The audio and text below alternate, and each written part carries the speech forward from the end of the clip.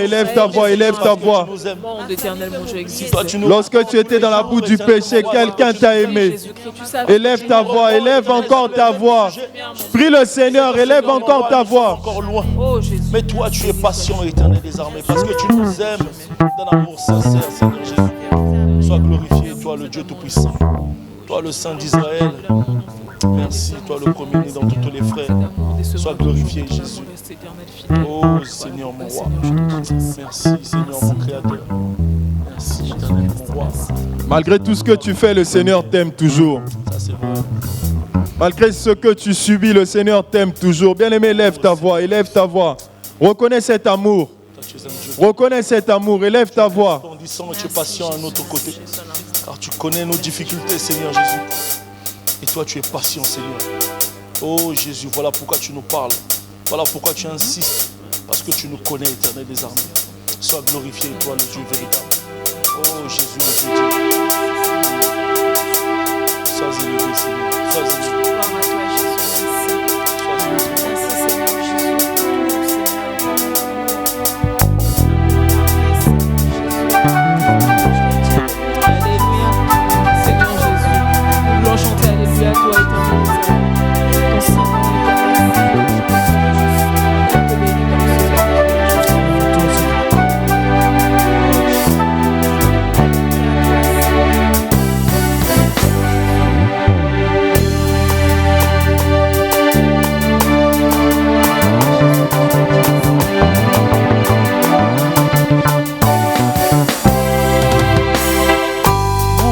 Bénis l'Éternel et n'oubliera jamais tous ses bienfaits.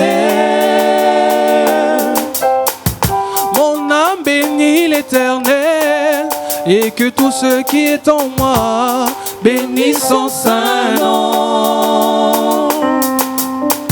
Mon âme bénit l'Éternel et n'oubliera jamais tous ses bienfaits. Mon âme bénit l'Éternel et que tout ce qui est en moi bénisse son saint nom. Car c'est lui qui pardonne tous mes péchés, c'est lui aussi qui guérit toute maladie. Oh, gloire à Jésus. Je ne cesserai d'élever mon Créateur. Chantons Alléluia. Alléluia. Chantons le nom de l'Éternel. En Jésus, ma vie est sauvée. Est sauvée. Alléluia. Alléluia. Chantons le nom de l'Éternel. De l'Éternel. En Jésus, Jésus, ma vie est sauvée. Ma vie est sauvée. Alléluia. Alléluia. Chantons le nom de l'Éternel.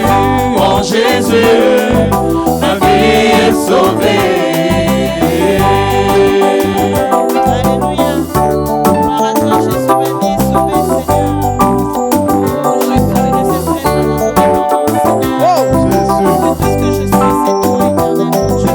Comme toi, il pouvait me supporter comme toi. Ce n'est que toi. Gloire. Oui, mon âme bénit l'Éternel. Mon âme bénit l'Éternel. Il est celui qui délivre ma vie de la fosse. Il est celui qui me couronne de bonté et de miséricorde. Alléluia. Alléluia. Chantons le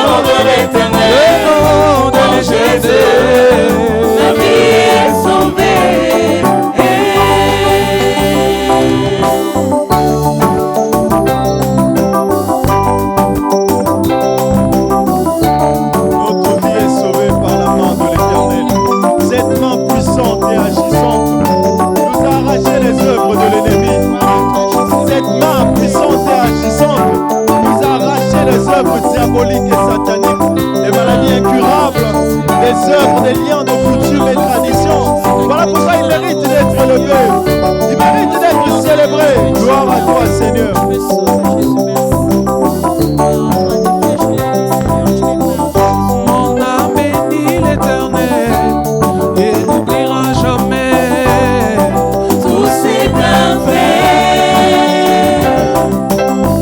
Mon âme bénit l'Éternel et que tout ce qui est en moi bénisse son saint nom.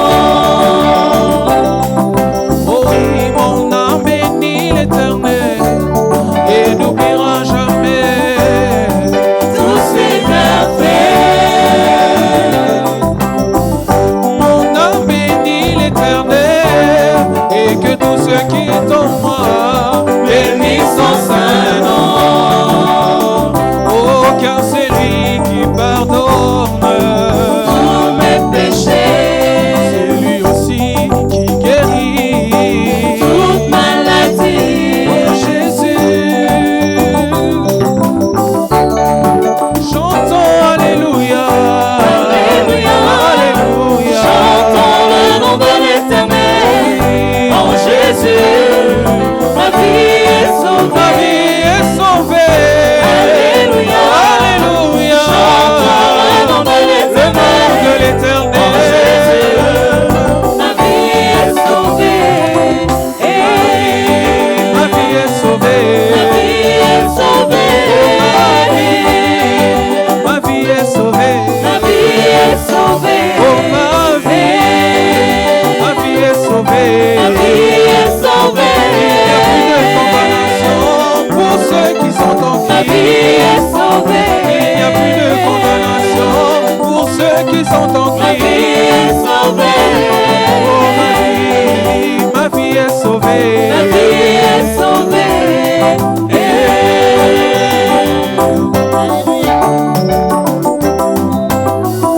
Ma vie est sauvée par le nom de Jésus.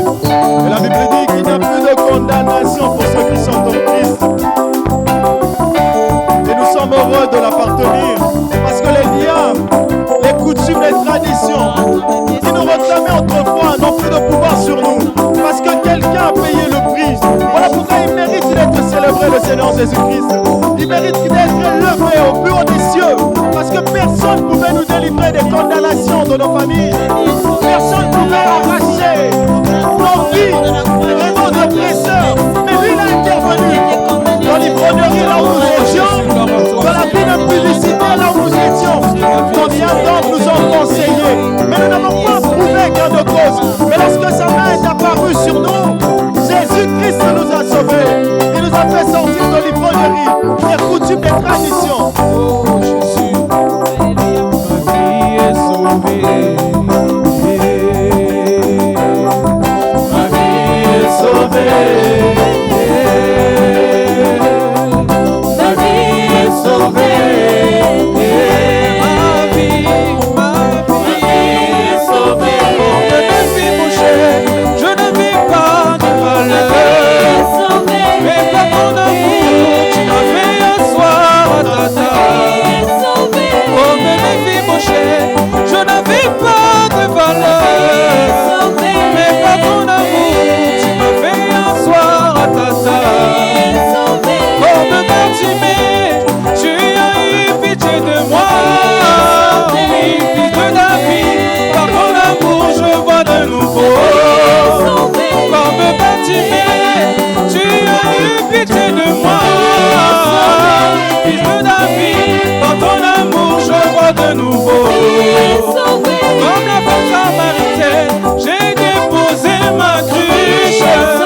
Car je sais qu'avec toi, je n'aurai plus jamais soif.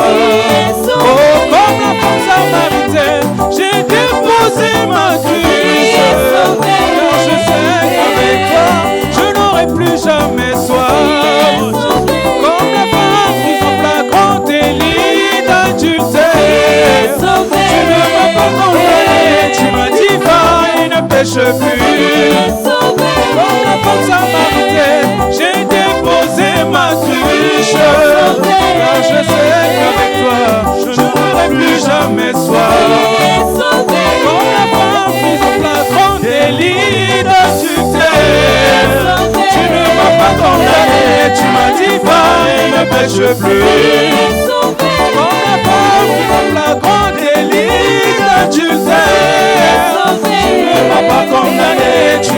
pas, il ne pêche plus.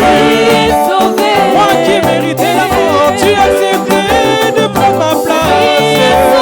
Et par l'acte de la croix, tu as dit tout est accompli. Il n'y a pas de plus grand amour que de donner sa vie pour ce qu'on aime. Tu m'as pris des ténèbres pour m'emmener à ta lumière. Oh Jésus, je suis justifié. Je suis sauvé.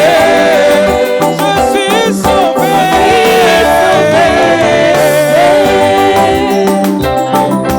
Alléluia, toi acclamons le Seigneur. Lui le Dieu qui nous a restaurés. Autrefois nous étions des hommes et des femmes sans valeur, parce que le péché nous avait déshonorés. Mais par son amour et par sa grâce, il nous a pris de là, il nous a lavé, il nous a pris, il nous a emmenés à son admirable lumière. Bien-aimé, est-ce que tu ne peux pas acclamer le Seigneur? Est-ce que tu ne peux pas acclamer encore ton Dieu? Acclame celui-là qui t'a pris des ténèbres, qui t'a emmené à son admirable lumière. Acclamons le Seigneur, acclamons le Dieu véritable. Il a effacé nos iniquités, il a effacé nos erreurs. Gloire à toi, Seigneur.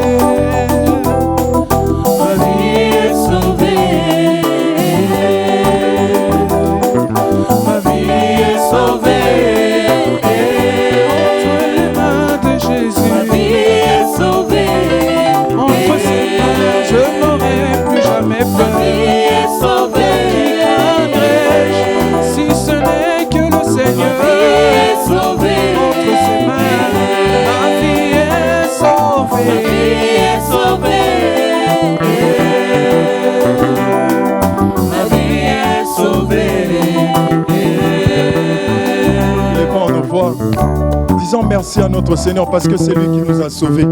Il nous a pris des ténèbres, il nous a emmenés à son admirable lumière. Dis quelque chose à ton Seigneur. Dis quelque chose à ton roi. Merci Seigneur de m'avoir pris des ténèbres, Seigneur. Gloire à toi, Seigneur. C'est toi, Seigneur, qui m'as sauvé des griffes de l'impudicité. C'est toi qui m'as sauvé des griffes de la haine, de la jalousie, des coutumes, des traditions. Voilà pourquoi je te dis merci. Oh Seigneur, que ton nom soit glorifié, Seigneur. Que ton nom soit élevé. Continue à prier, à lui dire merci. Continue à élever ta voix. Continue à élever ta voix. Merci le Dieu. Glorifie ton Seigneur. Glorifie ton Dieu. Parce que c'est lui qui nous a sauvés. C'est lui qui nous a aimés, pas de la manière des hommes. Autrefois, nous étions ces hommes-là sans valeur. Mais grâce à l'Éternel, il nous a donné de la valeur. Autrefois, nous étions des hommes et des femmes qui n'avaient pas, aux yeux des hommes, vivaient dans le péché. Mais il a eu pitié de nous. Il nous a nettoyés. Bien-aimé, est-ce que tu peux acclamer le Seigneur? Acclamons le Dieu véritable en lançant les cris de joie parce qu'il est le Dieu merveilleux, il est le Dieu puissant, il est le Dieu glorieux. Alléluia à toi, Seigneur. Gloire à toi, Seigneur.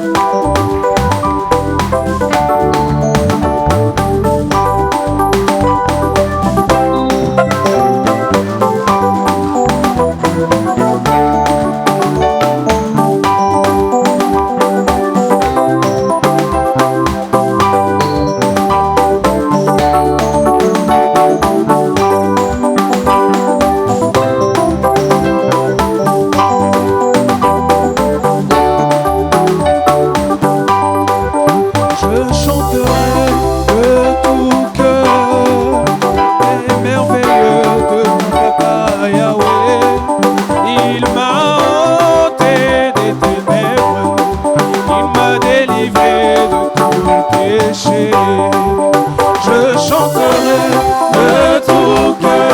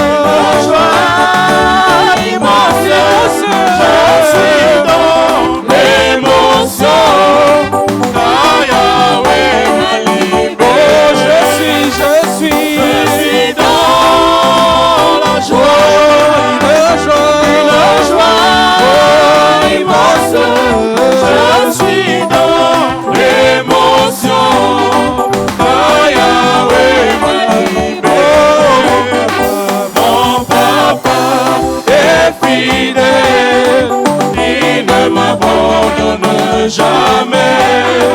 Je n'ai plus rien à craindre, car Yahweh m'a libéré.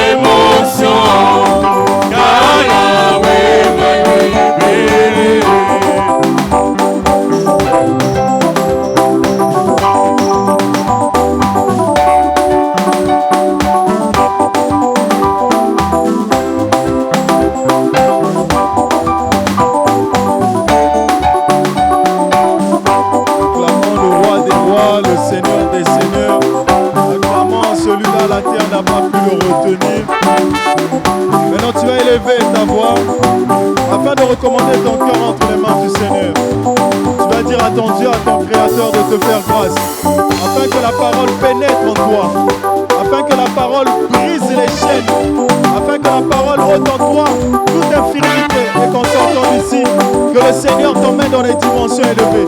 Prions le Seigneur Jésus-Christ.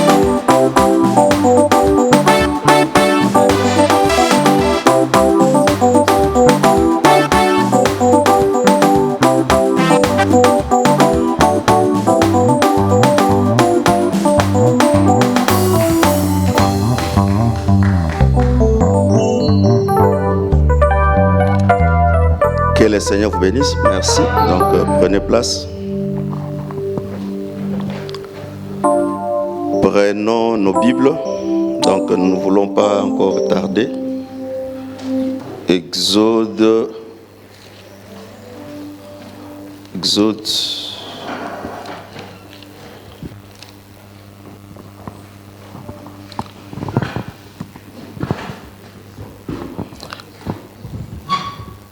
Exode 37,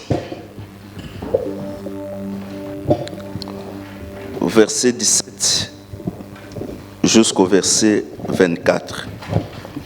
Exode 37, verset 17 au verset 24. Je lis au nom de Jésus-Christ. Il fit les chandeliers d'or pur, il fit les chandeliers d'or battu, son pied, sa tige, ses calices, ses pommes et ses fleurs. Étaient d'une même pièce, 6 branches sortant de ses côtés, 3 branches de chandeliers de l'un des côtés. Les 3 branches de chandeliers de l'autre côté, il y en avait une branche, 3 calices en forme d'amande, avec pommes et fleurs. Et sur l'autre branche, 3 calices en forme d'amande avec pommes et fleurs. Il était de même pour les 6 branches sortant du chandelier. À la tige centrale, il y avait 4 calices en forme d'amande avec leurs pommes et leurs fleurs. Il y avait une pomme sous 2 de ces branches sortant du chandelier et une pomme sous les 2 autres branches. Et une pomme sous 2 autres branches, il en est été de même pour les 6 branches sortant du chandelier. Les pommes et les branches du chandelier étaient d'une même pièce. Il était tout entier d'or battu, d'or pur. Il fit ses 7 lampes, ses mouchettes, ses vases, ses cendres d'or pur pour employer un talent d'or pur pour faire les chandeliers avec tous ses ustensiles. Genèse 26.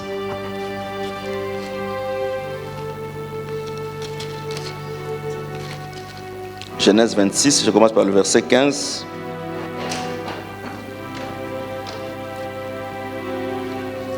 Je commence par le verset 15.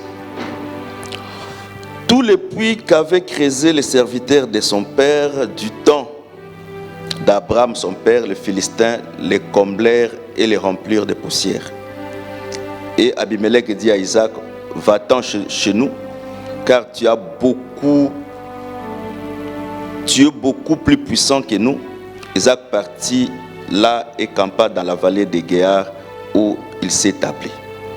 Isaac creusa de nouveau un puits d'eau qu'on avait creusé du temps d'Abraham, son père, qu'il avait comblé de Philistins après la mort d'Abraham. Il leur donna le même nom que son père, qu'il avait donné, le nom que le père leur avait donné. Les serviteurs d'Isaac creusèrent encore dans les vallées. Ils trouvèrent un puits d'eau vive et les bergers de Guéar querellèrent des bergers d'Isaac en disant, l'eau est à nous. Il donna le puits le nom de Ézek parce qu'il s'était discuté avec lui.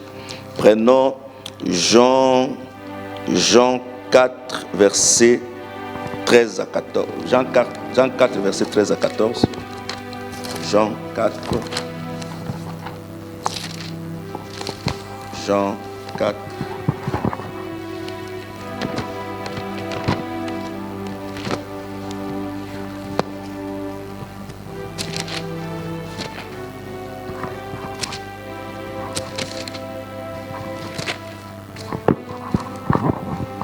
Jean 4, je commence par le verset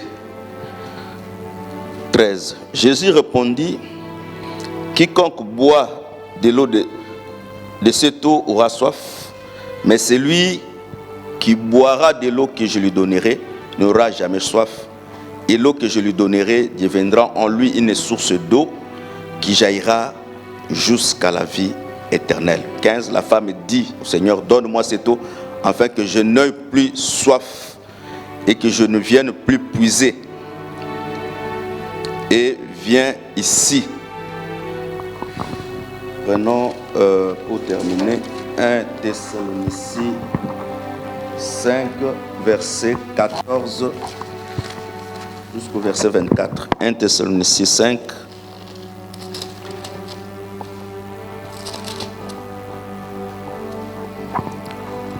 Un Thessaloniciens 5, verset 14 jusqu'à 24.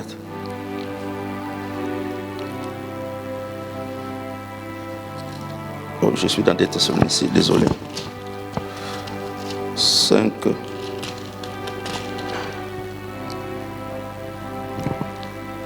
Verset 14. Nous vous en prions aussi, frères, avertissez ceux qui vivent dans le désordre. Consolez ceux qui sont abattus, supportez les faibles, usez de la patience envers tous. Prenez garde que personne ne rende à l'autrui le mal pour le mal. Mais poursuivez toujours le bien, soit entre vous, soit envers tous. Soyez toujours joyeux, priez sans cesse, rendez grâce en toutes choses, car Dieu... Rendez grâce à toutes choses, car c'est à votre égard la volonté de Dieu en Jésus-Christ. N'éteignez pas l'esprit et ne méprisez pas la prophétie, mais examinez toutes ces choses, retenez ce qui est bon, abstenez-vous de toute espèce de mal, que Dieu ne peut vous sanctifier lui-même tout entier, et que tout votre être, l'esprit, l'âme, le corps, soit conservé irrépréhensible lors de l'avènement de notre Seigneur Jésus-Christ. Celui qui vous a appelé est fidèle, et celui qui le fera. Que le Seigneur bénisse la lecture de sa parole. Que le Seigneur vous bénisse encore. Amen. Soyez bénis au nom de notre Seigneur Jésus-Christ. Je crois qu'aujourd'hui, nous allons un peu mettre virgule sur le chandelier. Donc, par la grâce de Dieu, nous allons parler un peu sur la mouchette, parce que le Seigneur a permis que les chandeliers puissent éclairer. Mais tout autour des chandeliers, Dieu a mis en disponibilité les ustensiles qui pouvaient aider que les chandeliers puissent donner sa lumière. Donc, ce que nous appelons le calice, le vase et la mouchette. Donc, c'est-à-dire, ces trois ustensiles permettaient que les chandeliers puissent donner sa lumière. Que le Seigneur vous bénisse. Nous avons dit, les chandeliers c'est toi, les chandeliers c'est moi, les chandeliers c'est Christ. Parce que Christ il dit qu'il est la lumière du monde. Et que nous croyons que la Bible dit que votre lumière luise afin que les gens puissent voir vos œuvres. Donc la lumière permettra que le Seigneur puisse voir, que le monde puisse voir nos œuvres. Le monde pour croire, des fois, ils n'ont pas besoin de que nous puissions le prêcher. Mais le monde pour croire, le monde a besoin de voir nos œuvres. Celui, je dis chaque fois, celui qui produit de bonnes œuvres ne les cache pas. Mais quand quelqu'un commence à cacher sa vie, c'est qu'il y a quelque chose qui empêche que les gens puissent connaître en lui que les gens ne connaissent pas. Voilà pourquoi, si quelqu'un est raciné dans le Seigneur, sa lumière va éclairer les autres et nous verrons les œuvres que la personne puisse produire. Mais si la personne cache ses œuvres, la Bible dit avant la venue du Seigneur, tout ce que nous faisons en secret sera mis en lumière. Que le Seigneur vous bénisse. Quand nous disons cela ou bien j'ai dit cela, je prends un exemple. Tu as tué quelqu'un il y a 5 ans. Ce n'est pas dit peut-être que ce que tu as fait ça sera révélé, sera mis en lumière. Le passé que tu as fait. Le Seigneur peut permettre cela plus se répéter ou bien que les gens puissent connaître la vraie situation. Mais peut-être parce que tu as déjà péché de telle sorte, le Seigneur permettra que tu répètes encore un autre acte semblable à cette autre, afin que les œuvres que les gens ne connaissaient pas soient mises en lumière. Que le Seigneur vous bénisse. C'est comme une femme quand elle trompe son mari. La première fois, elle peut se camoufler. Mais le Seigneur fera grâce parce que ça sera une vie en toi. Parce que le péché, aussi longtemps que tu n'as pas confessé, sache-le que le péché demeure en toi. Quelles que soient les dimensions de la prière que tu vas faire, mais le péché reste là jusqu'à ce que tu vas confesser ce péché pour que tu sois pardonné. Que le Seigneur vous bénisse. Mais ce chandelier ici, pour que le chandelier donne son éclat, parce que les chandeliers brillaient du soir au matin. Donc facilement le matin, on doit éteindre les chandeliers parce que le soleil doit prendre le relève. Parce que le chandelier, dans les termes le plus simple, c'est la lune et les étoiles qui président la nuit. Mais le matin, ce n'est pas le chandelier qui préside, ce n'est pas la lune et les étoiles qui président, c'est le soleil. Donc dans d'autres termes, le soleil doit prendre le relève le matin et quand le soleil prend le relève, le chandelier doit être éteint. Que le Seigneur bénisse. Mais pendant que les chandeliers tentaient de briller la nuit, quand vous voyez, ça ce sont des exemples naturels, Dieu prend vraiment des choses naturelles pour expliquer ce qui est spirituel. Pendant que le chandelier est en train de donner sa lumière la nuit, quand on va l'éteindre, ici, sur les bouches du chandelier, il y aura des noircissants, ça va noircir. Donc il y aura quelques résidus de la mèche qu'on avait trempée dans l'huile, qui va faire que, au fur et à mesure, si on ne lave pas, si on ne nettoie pas, le chandelier aura des difficultés de produire sa vraie lumière. Que le Seigneur bénisse. Pour eux, la lampe, elle donne la lumière, mais elle ne donnera pas sa lumière dans la perfection. Mais donner une petite lumière. C'est par là nous avons dit que Jean-Baptiste ne fit qu'une lampe. Parce que vous savez, comme le chandelier a cette lampe, ça peut arriver que par la suite, tous les 6 autres lampes ne donnent plus sa vraie lumière. Et qu'il reste seulement une seule lampe qui continue à éclairer. Mais la lumière que la petite lampe va éclairer ne sera pas la lumière dans la perfection. Que le Seigneur, ne vous tracasse pas, je vais expliquer ce que je vais expliquer. J'explique impressément la réalité. Que le Seigneur vous soit favorable. Mais le Seigneur, pour que cette lampe, la lumière du chandelier puisse éclairer, le Seigneur a fait que dans le chandelier, qu'il y a un petit objet, il n'était pas grand, c'est la mouchette. La mouchette n'était pas grand que le chandelier. Le chandelier était plus grand que la mouchette, mais c'était tout un petit instrument qui permettait qu'on puisse nettoyer les chandeliers pour que les chandeliers puissent donner sa vraie lumière. Que le Seigneur vous bénisse. Sur le plan de la révélation, avant que nous portons cette chair, Job dit, quand le Seigneur posait les fondements, les étoiles du matin criaient avec allégresse. Donc, dans d'autres termes, le fondement, Dieu ne l'a pas posé ici dans le temps. Mais Dieu a commencé à poser les fondements dans l'éternité. Voilà pourquoi ici sur la terre, nous répétons seulement ce que Dieu avait déjà fait d'avance. Et si quelqu'un était dans l'éternité, il comprendra. Je dis chaque fois, nous étions sans connaissance. Mais quand tu entres quelque part dans une église, tu sentiras que même si on prêche, même comment on conduit le culte, ça sera comme en opposition avec tes pensées, bien que tu ne connais pas vraiment la profondeur de la parole. C'est pour dire que Dieu a laissé dans l'homme un réflexe, une loi que Dieu a écrite dans sa conscience.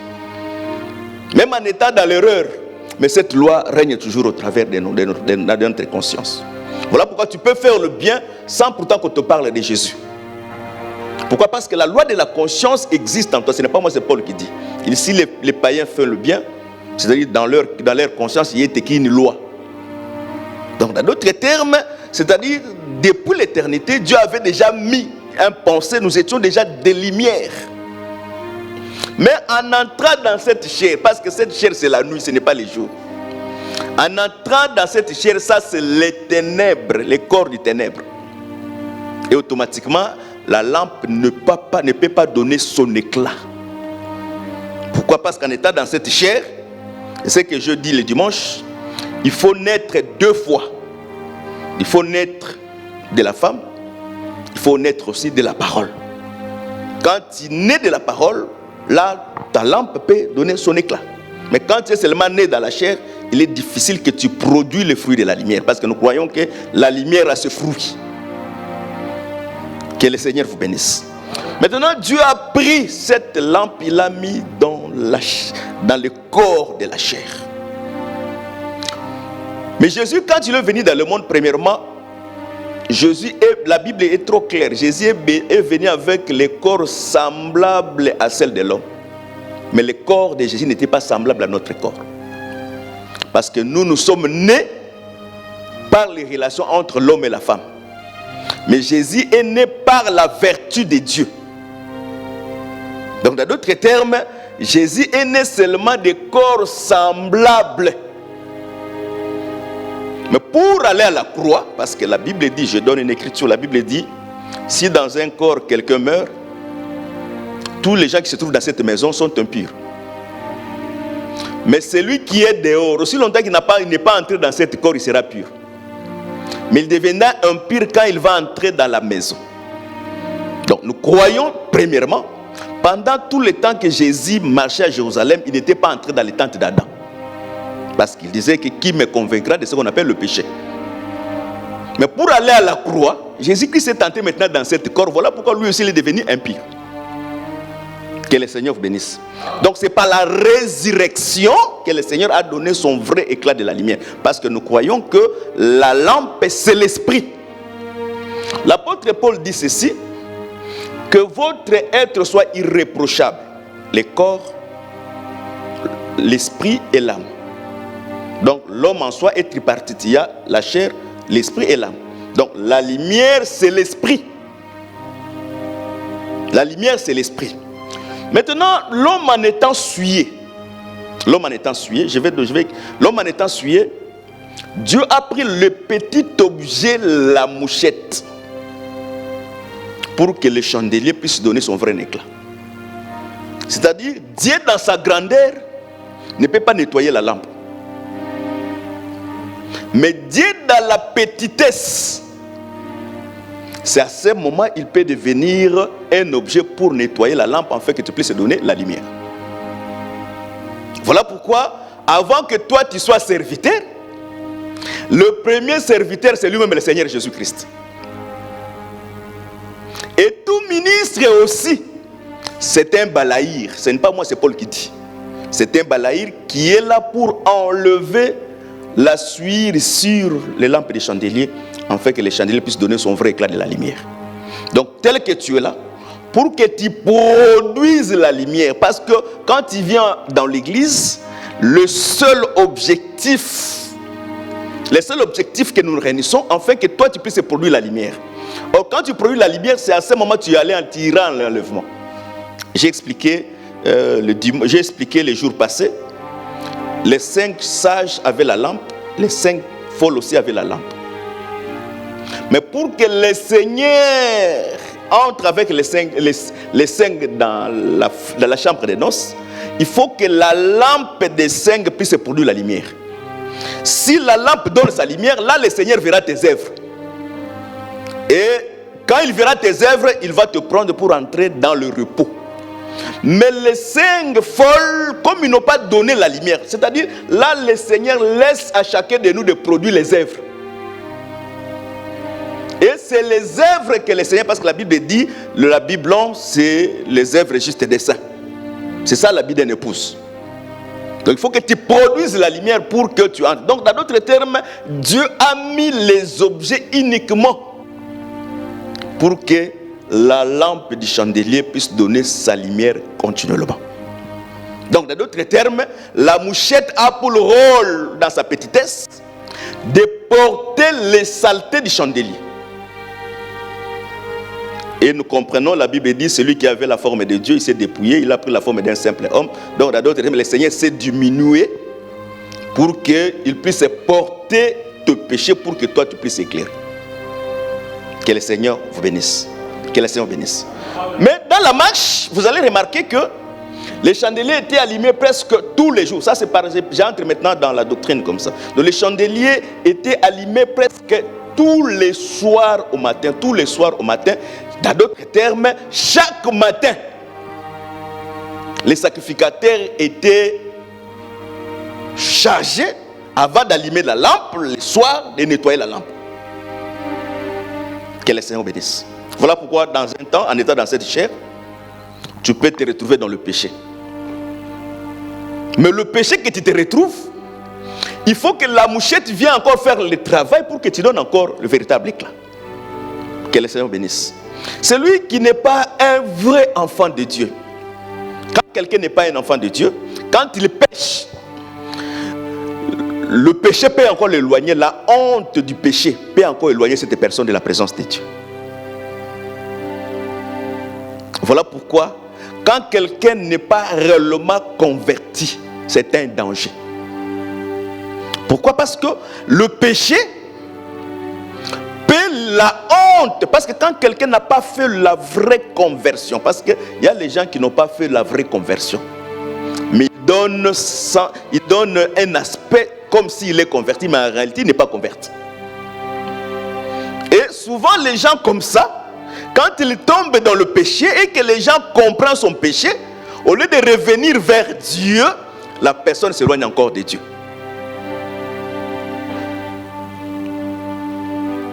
Voilà pourquoi la Bible dit que tout le monde vraiment soit reconnu comme étant un pécheur. Quand tu vois quelqu'un, sache-le que c'est un pécheur comme toi. Mais sauf que si nous nous relevons, c'est la grâce de Dieu. Si nous nous relevons, c'est la grâce de Dieu. Or, pour se relever, au lieu de s'éloigner de Dieu, il faut encore s'approcher de Dieu, parce que la mouchette a comme travail de nettoyer la bouche du chandelier afin que tu puisses donner le vrai éclat de la lumière. Que le Seigneur bénisse. Vous savez, la honte, c'est un grand démon. La honte, c'est le vrai démon. Vous savez, voilà pourquoi la Bible, si nous respectons la Bible telle qu'elle est, je crois que nous allons réussir avec facilité. La Bible dit ceci: la bonne disposition n'existe pas de ce qu'on n'en a pas, mais de ce qu'on a. Si le Seigneur te donne 10 euros, vis avec ton 10 euros. Mais quand tu fais semblant de vivre au-delà de 10 euros, ça va te créer des problèmes très sérieux. Je vais expliquer quelque chose vécu ici en France. Quand on est venu, je crois bien, on payait, avec mon épouse, on payait une chambre, on dormait là-bas. Et puis, la dame, là, nous a chassé des chambres, bien qu'on avait payé notre argent. Mais on est allé voir un ami de ma femme. Comme on était là, mais il y a un monsieur qui a commencé à draguer ma femme. Moi, je rigole. Mais quand il venait, il prenait le téléphone, il commençait à dire dans les téléphones des choses très, très bizarres. Non, j'ai envoyé 5 yas. Est-ce que les 5 yas, qu'est-ce que vous avez fait avec ça? J'ai envoyé, je vais envoyer encore une autre fois. J'ai encore 6 voitures ici, mais il ne faut pas... Donc, il disait des choses là, je ne sais pas s'il voulait intimider ma femme, je ne sais pas quoi. Tellement il parlait beaucoup. Un jour, Dieu, moi je dis, Dieu c'est un homme qui ne dort pas. Dieu comme étant un homme. D'ailleurs en français ce n'est pas bien.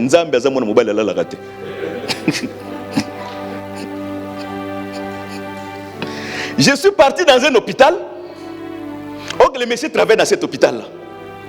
Qu'est-ce qu'il faisait? Il enlevait dans l'hôpital, c'est comme le poubelle de la rue de l'hôpital. C'est lui maintenant qui enlevait les poubelles dans l'hôpital. Moi maintenant je me suis arrivé dans un poubelle et je me suis arrêté pendant plusieurs minutes. Et lui le monsieur ne bougeait pas, ne voulait pas venir vers la poubelle. Mais il devait venir surtout vers la poubelle. Il est arrivé qu'il est venu vers la poubelle. Quand il arrive dans la poubelle, je le regarde de côté, il me voit. Directement il tombe. Tu es ici? Oui, je suis ici.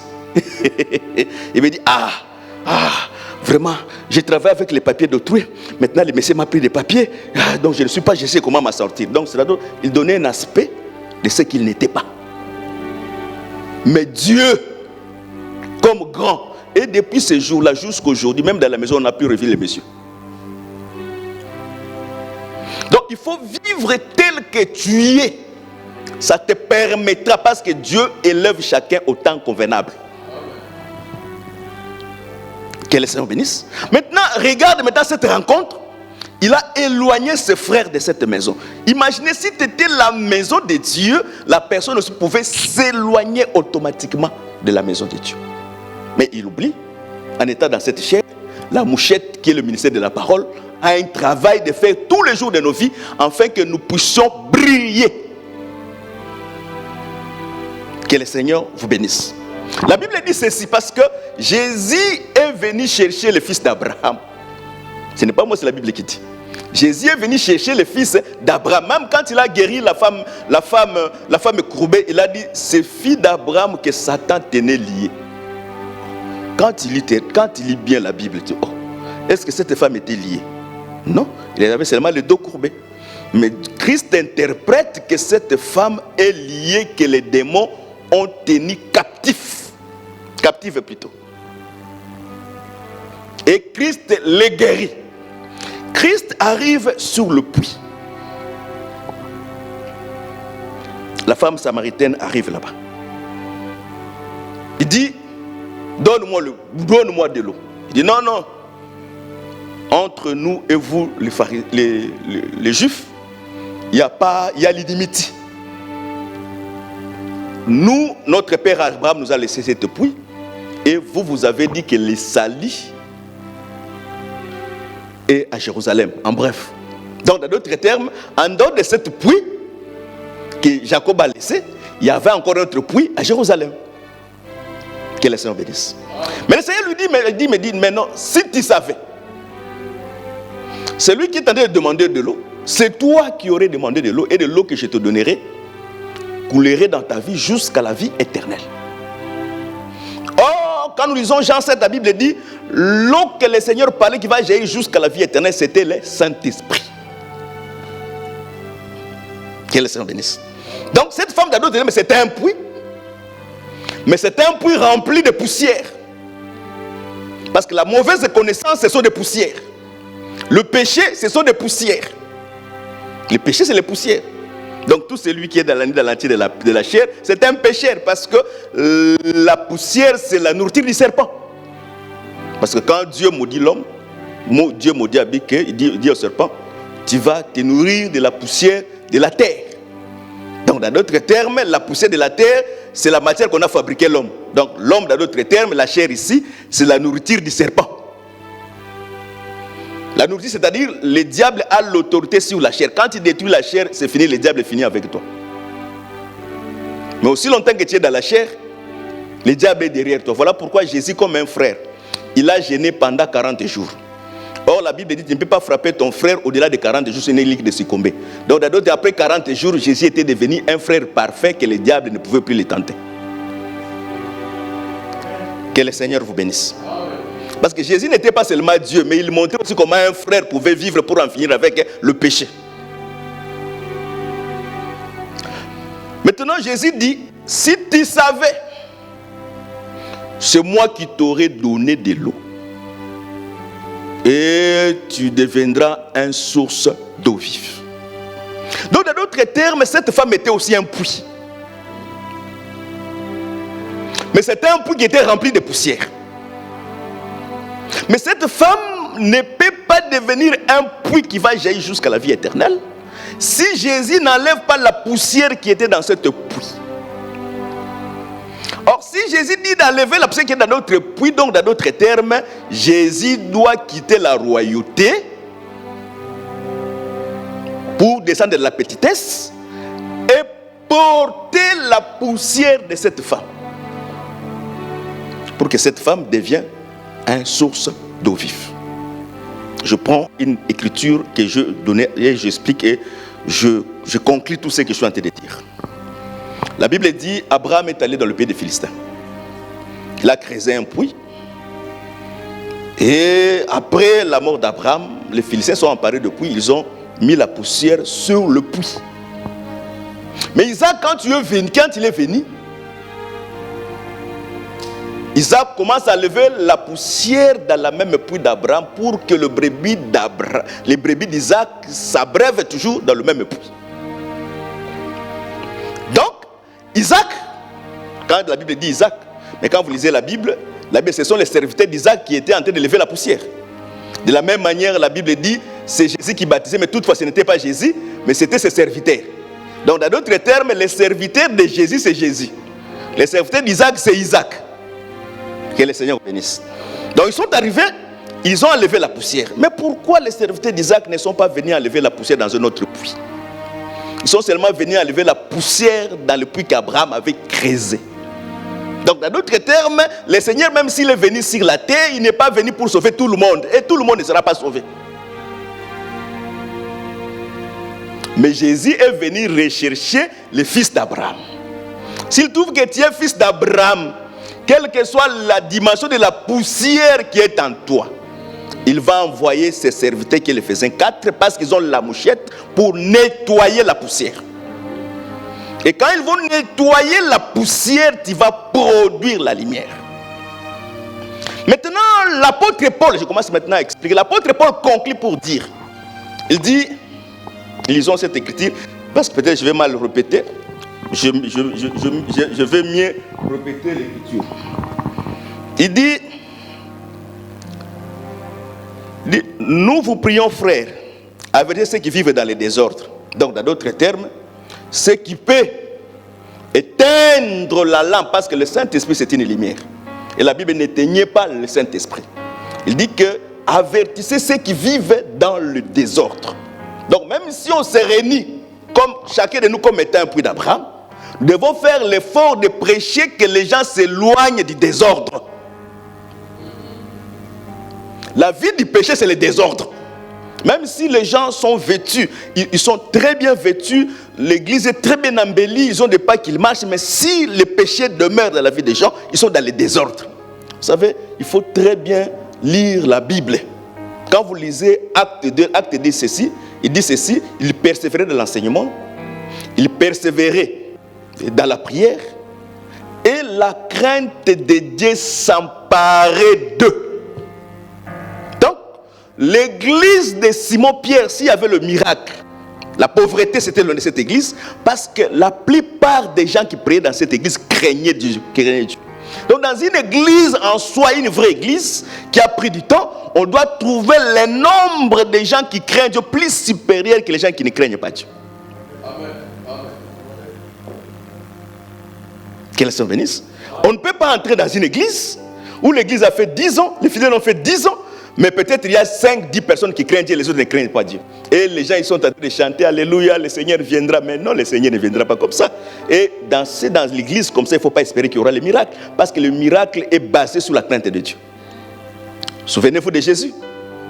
Quand il a guéri l'aveugle né, quand on voulait dire que Jésus c'est un pécheur, l'aveugle né a dit non, un pécheur ne peut pas faire de telles sortes de miracles. Donc le péché empêche certains miracles qui s'accomplir dans la vie de plusieurs personnes.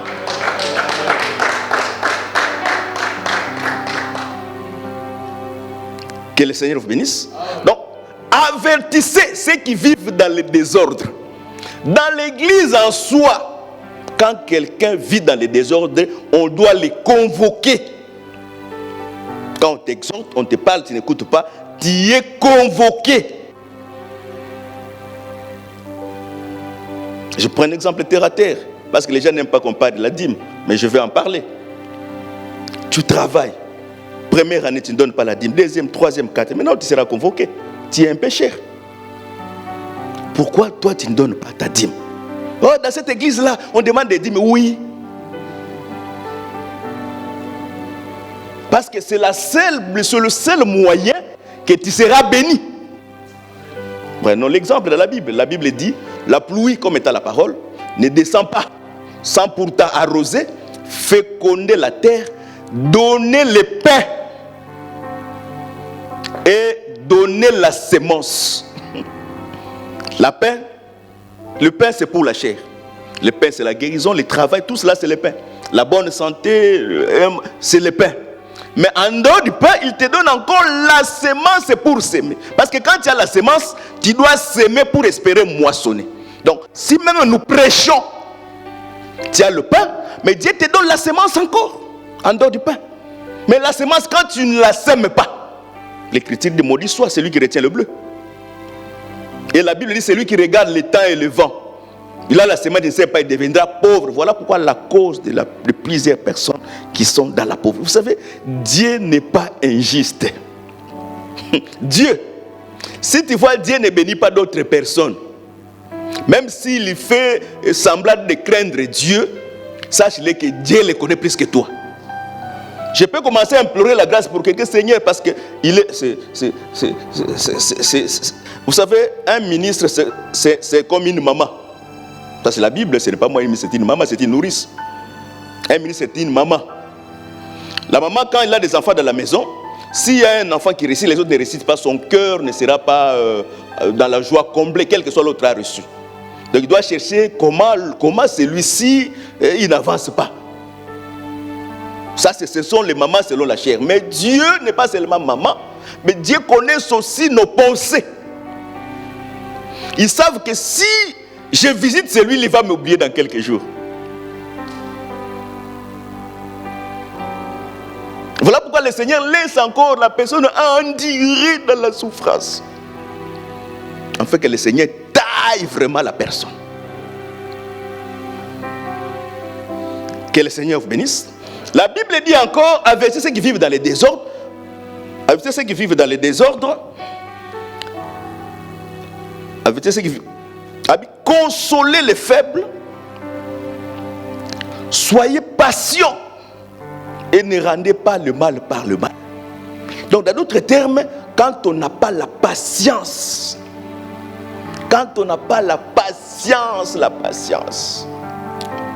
surtout dans le pays où nous sommes, la patience, ce n'est pas l'œuvre des femmes. Ce qui détruit beaucoup de femmes dans ce pays, c'est le manque de la patience. Vous savez, je prends un exemple. Un ministre, c'est quelqu'un. Donc, un ministre, dans les termes, je peux utiliser, un ministre, c'est un homme perdu. Il ne sait pas s'il y aura une meilleure vie sur cette terre, il ne sait pas s'il n'aura pas une meilleure vie sur cette terre. Pourquoi? Dieu a pris tout son temps. Donc lui-même il ne sait pas, la Bible dit le messager c'est comme le vent. Donc le vent il peut passer de l'autre côté, il peut passer de l'autre côté. Mais si le ministre oublie que c'est un perdu, c'est à ce moment qu'il va commencer à réaliser des projets et les projets vont se comparer avec d'autres personnes. Et cette comparaison, plus tard, ça va ouvrir de mauvaises portes dans l'église et l'église atteindra le niveau de l'instabilité. Pourquoi? Parce que le ministre est tenté de voir comment se stabiliser, devenir comme Tibi Yoshua. Il est mort.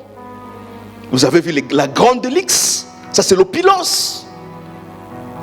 Mais est-ce qu'il est parti avec toute cette opulence? C'est dit qu'il y a une vanité. Que le Seigneur bénisse. Le ministre, lui, il ne sait pas. Donc c'est lui qui sait s'il sera stable. C'est Dieu. Lui, il est censé de donner tout son temps à Dieu. Mais s'il n'est pas patient, peut-être à 70 ans, à 50, à 55 ans, à 60 ans, que Dieu va les visiter. Mais s'il se compare avec les autres, il va aller vite, vite. Et l'église sera l'église de vite, vite. Tout le monde vite, vite, vite, vite, vite, vite. Et c'est cela la perdition de tout le monde. Vous savez, il y a des églises où tout le monde est vite, vite. Où ils prêchent, si tu viens aujourd'hui, aujourd'hui même tu seras béni. Oui, nous croyons que le Seigneur peut bénir aujourd'hui. Mais Dieu n'a pas de conseiller. Dieu n'a pas de conseiller. Il ne bénéficie, il fait toutes choses selon son bon vouloir. Écoute ce qu'il dit à Job. Job est tenté de pleurer sa souffrance parce que c'est Dieu qui a mis Job dans la souffrance. Job dans la souffrance, il est innocent. Mais Dieu demande à Job, qui es-tu? Tu veux obscurcir mes desseins.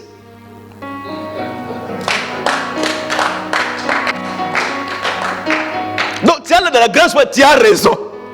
Parce que tu es innocent. Mais Dieu te demande encore, qui es-tu toi? Donc le programme de Dieu, Job doit traverser toutes ces étapes de la souffrance, soit dans le péché, qu'il ne soit pas dans le péché. Ça c'est le dessein de Dieu, personne ne peut le conseiller pour changer. Et j'aime encore cette écriture qui dit ici, rendez grâce à toutes les choses à Dieu. Gloire au Seigneur. Que le Seigneur, ça me fortifie même moi qui prêche.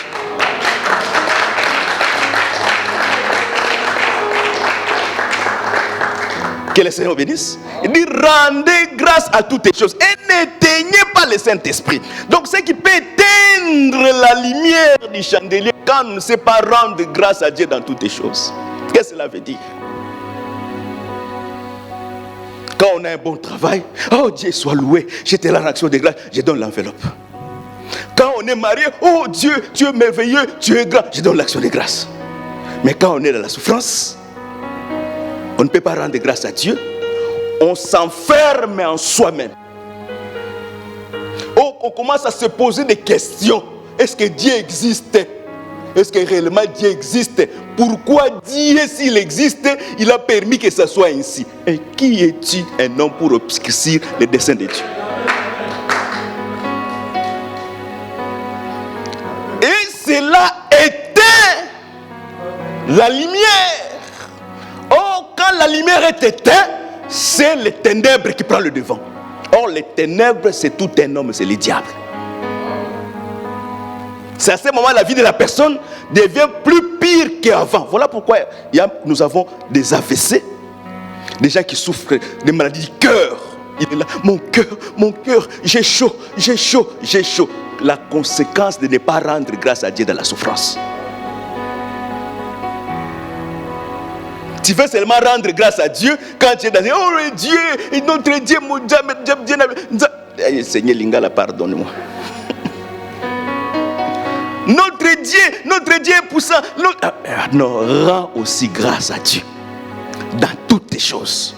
Dans la souffrance, là où ça ne va plus, car la Bible qui te dira une chose arrive sans que l'Éternel l'ait ordonné et que Dieu ne nous laisse pas tenter au-delà de notre force. Mais si même la situation est difficile et grande, sache-le que Dieu va relever ces situations. Mais Dieu te laisse seulement voir que si tu peux rendre grâce à Dieu. Je bénis Job, que Job soit béni.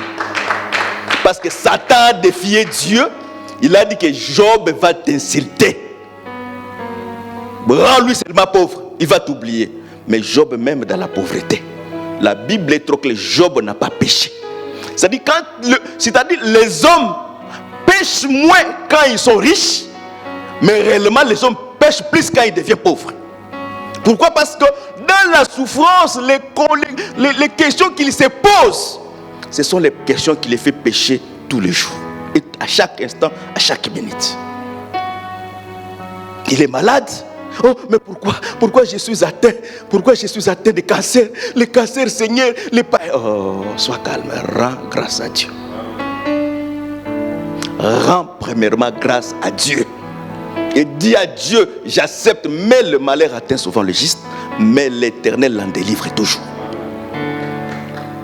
Et c'est là qui permet que notre chandelier soit éteint et que les ténèbres prennent le dessus de nos vies. La souffrance, la maladie peut te ramener. Le diable, quand tu ne sais pas rendre grâce à Dieu, le diable peut provoquer une maladie courte en toi, en grande vitesse, et tu meurs. Et en mourant, mon frère, ma soeur, automatiquement, sans frein, sans bifurcation, l'enfer, les lieux de tourment. Et je dors, je te vois, je t'ai vu, on l'a vu quelque part, mais quelqu'un doit répondre, va te voir où? Quand tu es dans le repos, tu es sur le poitrine d'Abraham parce que tu es mort avec l'espérance. Moi, même si tu es mon ami, je te chasse au nom de Jésus. Oh, je l'ai vu, il était triste. Au nom de Jésus, sors. Il n'y a pas de relation entre les morts et les vivants. Voilà pourquoi l'Église doit vivre la doctrine des apôtres. Le fondement, les apôtres n'ont pas prêché seulement que nous deviendrons riches, nous serons grands et tout va aller. Non, non, non, non, non. Paul dit, vous savez, il faut dire, je me suis habitué de vivre dans la disette. Plusieurs fois tenté d'être lapidé, de multiples naufrages. Mais Paul ne s'est pas posé de questions. Dieu, j'ai été vu dans les chemins d'Emmaüs. Tu m'as apparu, tu n'as jamais pari à l'homme comme ça. Mais pourquoi? Non, ça c'est rendre grâce à Dieu dans toutes les choses. Cela permettra que tu conserves la lumière. Et un jour, la mouchette va faire son travail. La mouchette va prendre de la poussière, ta souffrance, ta maladie. Le Seigneur va le porter dans son corps. Et quand il le portera dans son corps, toi tu produiras la lumière et tu vas continuer encore à éclairer. Vous savez, là où il y a la lumière, c'est lui qui a la lumière, les yeux de tout le monde vers lui. Mais sachez qu'avant que la lumière produise son éclat, il y a la mouche, il y a la poussière. Voilà pourquoi dans la vie, tout ne sera pas lumière dans tout le temps. Mais il y a donc, c'est-à-dire, vous savez, il y a des langages qu'on dit dans le mondain. Quand le royaume atteint son apogée, c'est à ce moment, la chute de ce royaume va chuter en chute libre. Quand tu donneras plus de la lumière, pendant que tu es tenté de brûler la lumière, sache-le que la mèche aussi est en train de se consumer et en tout le temps que sera la lumière. Donc, c'est-à-dire quand la lumière brille beaucoup, il y aura aussi une grande portion de saleté qui va renfermer, et au fur et à mesure que ça brille, la lumière va commencer à diminuer jusqu'à un certain moment. La lumière ne donnera plus sa lumière jusqu'à ce que nous allons utiliser la mouchette pour que la mouchette puisse laver les chandeliers. Donc sache-le que même si le Seigneur permet que tu sois dans le top, mais aussi longtemps que tu montes, tu prends le temps de monter, sache-le qu'il y aura aussi un tas noir. Et dans ce temps-là, un vrai chrétien ne va pas éteindre la flamme de l'esprit. Parce que le Saint-Esprit, c'est la flamme. Il ne va pas changer ses horaires de prière. Il ne va pas changer sa manière de venir au culte. Il ne va pas changer sa manière de lire la parole. Parce qu'il sait que ce travail qu'il est en train de faire, c'est la mouchette pour nettoyer la lumière, la bouche de son chandelier, afin que la mèche puisse donner encore l'éclat de sa lumière. Mais quand quelqu'un oublie cela, il est noirci, il se perd, oh, je vais aller chez nous. Et je vais, si dans les mariages, oh, ce jour, je vais aller manger chez nous. Oh. Vous savez, il y a des femmes et des hommes qui n'aiment pas souffrir. Vous savez, ils n'aiment pas partager le temps de la souffrance ensemble, comme la femme de Job. Ah, insulte seulement Dieu. Parce que c'est que s'il insulte Dieu, il mourra. J'ai expliqué la fois passée, insulter Dieu, ce n'est pas dire que Dieu, tu as des grosses têtes. Non. Insulter Dieu, quand toi, que les gens reconnaissent comme étant un chrétien, tu commences à vivre une mauvaise vie. Les gens diront, et vous les chrétiens, vous vivez comme ça. C'est ça, c'est parce que le nom de Dieu est traîné dans la boue à cause de toi. C'est ça, insulter Dieu. Vous savez, même si tu fais les ailes, vous savez, même si tu fais les ailes, tu dis que bon, je vais changer mon comportement, je vais commencer à aller au travail, le matin au soir, le matin au soir, le matin au soir. Tu as déjà vu, tu as travaillé 30 jours dans les bulletins de paie, tu vois l'argent moins que ce que tu as travaillé. Tu discutes, ça ne change pas. Tu discutes, ça ne change pas. Tu ne peux pas porter plainte et nous soutenir, on va te limoger. Donc, dans d'autres termes, je vais dire seulement ceci, que la mouchette, c'est un petit instrument que le Seigneur a mis que toi comme étant le chandelier, qui puisse donner ton éclat. Lui, il a accepté de se salir tout le temps. Voilà pourquoi le ministre n'est pas un homme propre. C'est un homme essuyé tout le temps. Quand je parle de ministre, je parle aussi du ministère. Le ministère, ce n'est pas un homme, c'est Christ. Donc, dans d'autres termes, le sacrificateur, la prédication que nous sommes en train de prêcher, c'est enlever la poussière dans l'appui d'Abraham. Donc, nous enlevons la poussière afin que tu deviennes une source d'eau et que tu jaillisses jusqu'à la vie éternelle.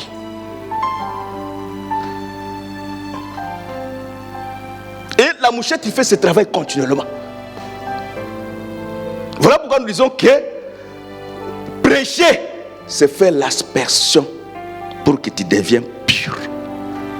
L'animal est déjà mort sur l'autel, mais les doigts continuent jusqu'aujourd'hui. Les doigts, donc la vie de l'animal, parce que quand on égorge l'animal sur l'autel, on prend la chair de l'animal, on met sur l'autel, mais on prend le sang, on met sous la corde.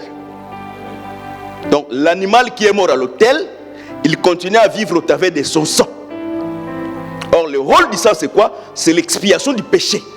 Donc, prêcher, c'est expier le péché. Expier le péché, qu'est-ce que cela veut dire? Je vais m'arrêter ici. Qu'est-ce que cela veut dire, expier le péché? Même si je prêche de l'argent, je prêche de l'argent. Mais si toi, tu crois seulement à cette parole, que c'est une parole venant de Dieu, tes péchés sont pardonnés. Parce que cette parole va ramener l'attitude de la repentance en toi.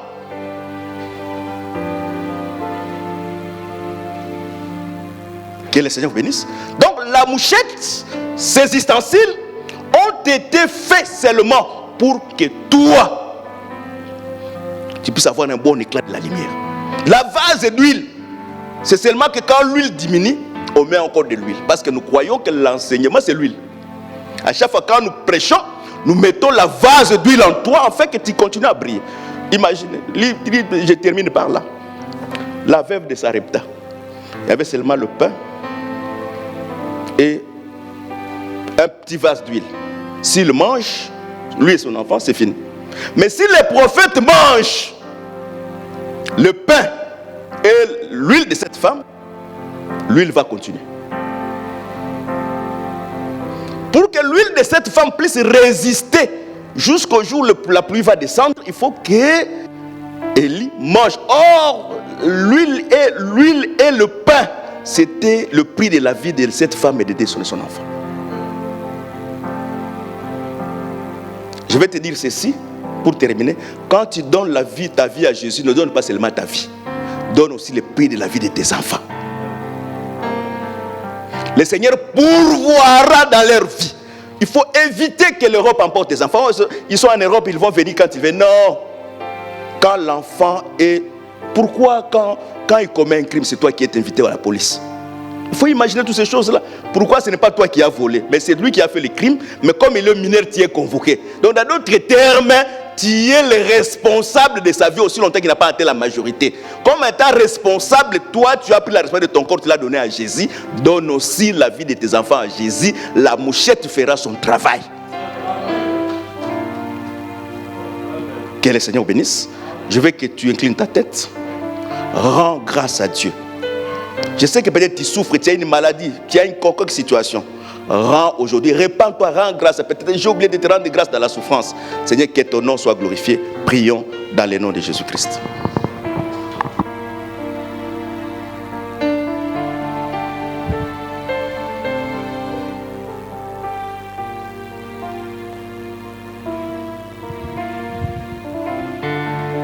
Seigneur Jésus, nous te rendons toute la gloire.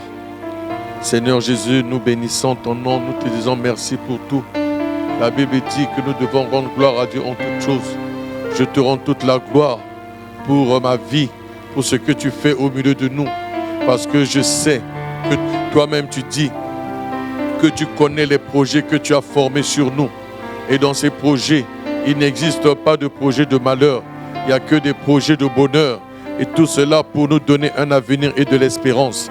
Voilà pourquoi je te dis merci Seigneur pour cette parole. Merci parce que tu es venu nous reconforter. Merci Seigneur pour tout ce que tu fais au milieu de nous. Merci Jésus, merci. Nous te rendons gloire, nous te rendons toute la grâce pour tout ce que nous vivons. Que ce soit dans le malheur, que ce soit dans la joie. Tout cela, ce sont des bonnes nouvelles. Parce que tu n'as pas prévu de mauvaises nouvelles pour nous. Tout ce que tu nous fais, tout ce que tu nous dis, tout ce que tu permets que nous puissions vivre, c'est pour la gloire de ton Saint-Nom. Voilà pourquoi je te dis merci Seigneur pour cela. Fais-nous grâce afin que dans les souffrances, nous puissions te rendre gloire. Dans la joie, que nous puissions te rendre gloire. Fais-nous grâce afin que nous puissions être toujours joyeux. Quel que soit le problème, que nous soyons joyeux. Que nous soyons toujours joyeux, Seigneur, parce que ta parole me recommande de prendre pour modèle la souffrance des anciens. Éternel Dieu, lorsque Job était dans la souffrance, il a rendu gloire à ton nom. Il n'a pas péché. Fais-nous grâce afin que nous soyons pareils. Comme David, lorsqu'il était injurié, il avait dit que c'est Dieu qui était derrière lui. Éternel Dieu, fais-nous grâce afin que nous soyons ces hommes qui te rendons gloire en toutes choses, que nous ne nous décourageons pas lorsque nous sommes dans la souffrance et que nous reconnaissons que si cela est arrivé, c'est Dieu qui a permis. Et si nous avons péché, que nous puissions nous repentir, confesser et abandonner. Mais si nous n'avons pas péché, que nous puissions te rendre gloire, parce que tu ne peux pas permettre qu'un malheur puisse nous atteindre, car toute chose concourt au bien de ceux qui aiment Dieu. Seigneur, je bénis ton nom. Gloire, honneur à toi. Que ton nom soit béni. Merci Seigneur. Merci éternel Dieu. Père très saint, je bénis ton nom pour ce moment que tu nous as accordé. Bénis toute cette assemblée. Que cette parole soit pour nous une parole réconfortante. Une parole qui va nous relever dans la vie de prière, qui va nous relever dans la lecture biblique, dans la méditation, qui va nous relever dans la crainte de Dieu. Seigneur, fais-nous grâce et ce que nous puissions marcher comme toi tu le recommandes. Merci Seigneur pour cette parole. Bénis toute cette assemblée, bénis mes frères, bénis mes sœurs, bénis les chantres Seigneur. Fais-les grâces afin qu'ils puissent continuer toujours à chanter et à t'honorer dans le chant. Éternel Dieu, bénis ton serviteur qui nous a enseigné aujourd'hui. Je te recommande ces offrandes, ces collègues, ces dîmes entre tes mains. Que tout cela soit béni par toi et utile pour l'avancement de ton œuvre. Bénis tous ceux qui ont mené leurs collègues, leurs dîmes, leurs offrandes dans cette corbeille. Bénis-les et fais grâce à ce qu'ils puissent vivre le miracle dans leur vie au travers de cet acte. Merci Seigneur pour ton amour. Merci pour toute la grâce. Notre chemin de retour entre tes mains. De la même manière que nous sommes venus, tu nous as accompagnés ici. Ramène-nous à nos domiciles respectifs. Éloigne de nous tout accident, tout piège de l'ennemi. Je te recommande ces moments de prière que nous allons passer dans le jeûne. Sois avec nous, que ce ne soit pas des grèves de faim, mais des moments réels dans la prière. Merci Seigneur. Honneur, gloire, puissance à toi. Les restes de nos activités de la semaine entre tes mains. Au nom de Jésus.